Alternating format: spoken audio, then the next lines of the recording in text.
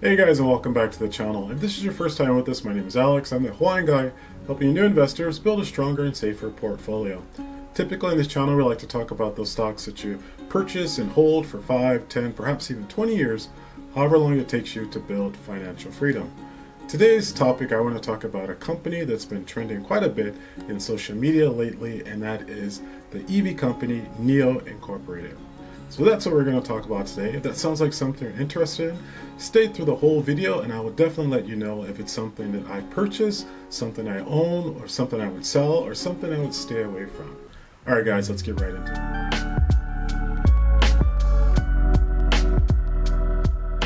Before I do get started, I have to give that public service announcement and let you know that my crystal ball is broken.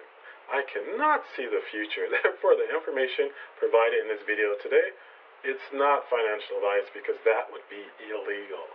The information that I'm giving to you is information that's available to anyone out there with an internet connection. Therefore, I am not divulging or giving any private company secrets that's not available to the given public. All right, now that I got that out of the way, let's talk about NIO Incorporated. Now, this is a company that started, well, in ideal started back in about 2010 or 2011 with Li Bing, or his American name, William Li. And what William Li did was back in 2017, him and his team, they came out with this EV vehicle. And it wasn't just any EV vehicle, it was the bomb supercar.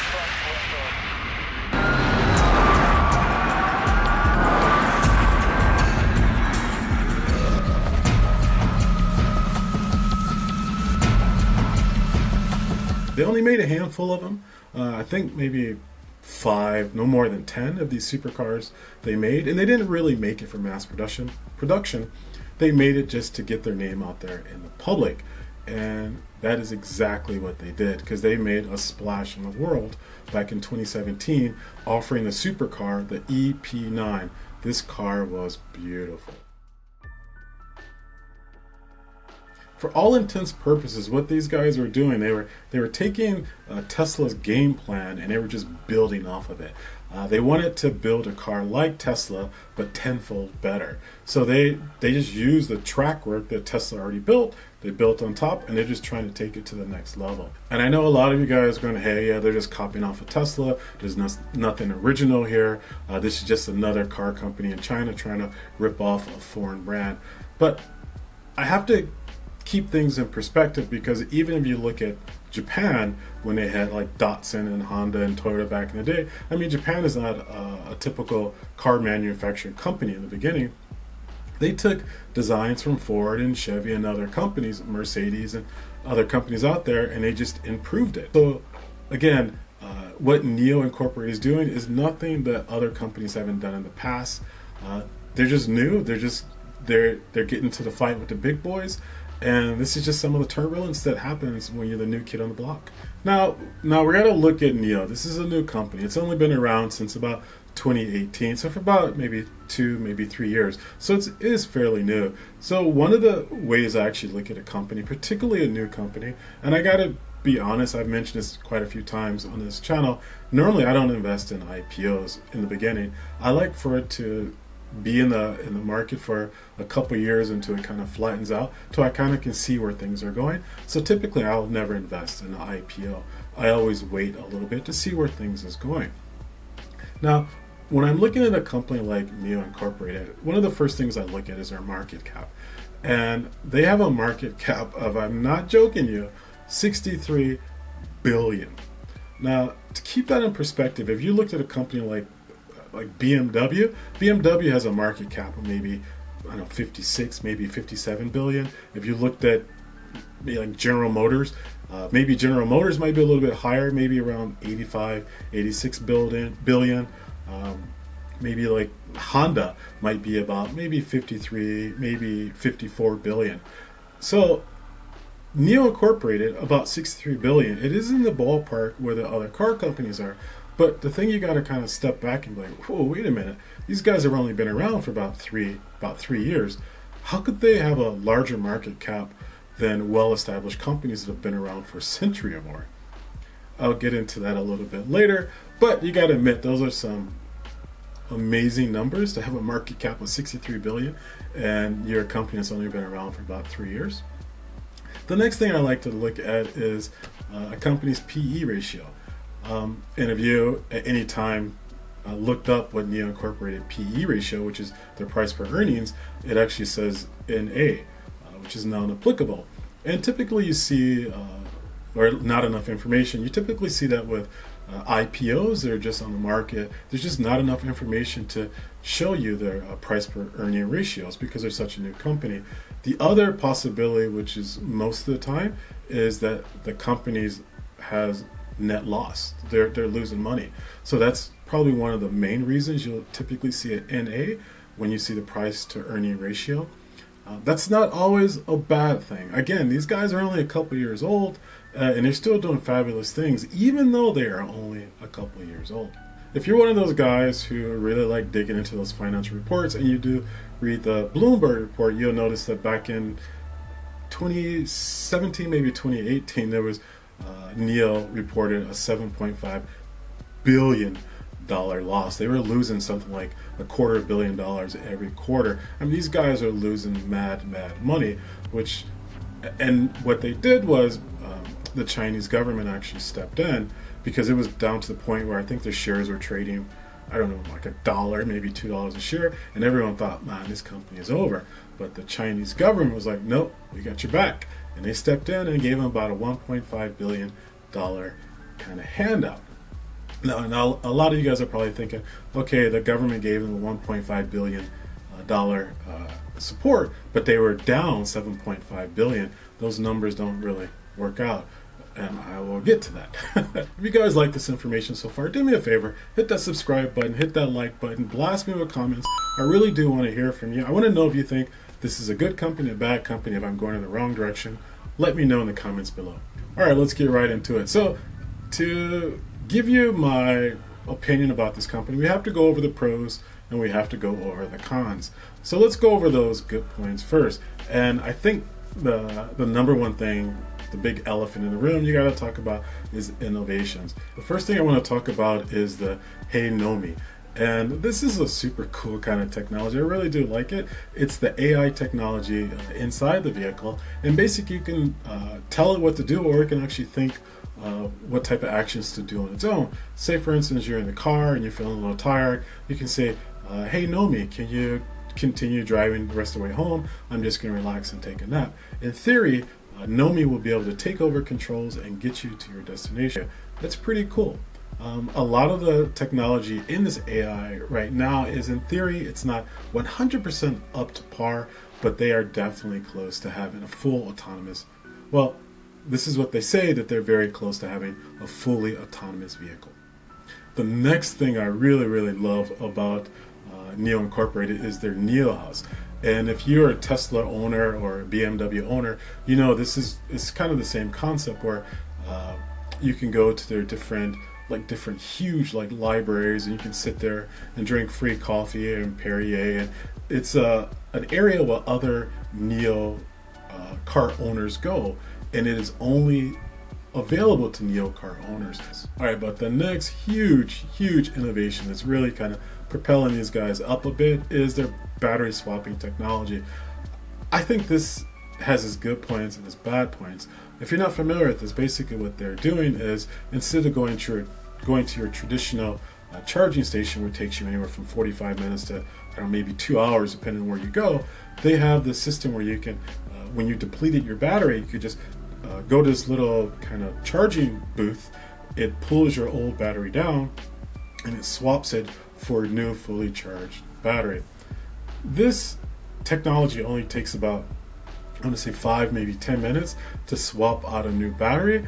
This is amazing. I mean, if you had a vehicle that normally takes you an hour to charge, but now you can do this in less than 5 minutes, this is great. You just pick up your phone, you find a swapping station that's near you, you make an appointment, you get there 5 minutes before your appointment, you pull up into this little booth, and it switches your battery out, and Bob's your uncle, you're good to go in 10 minutes.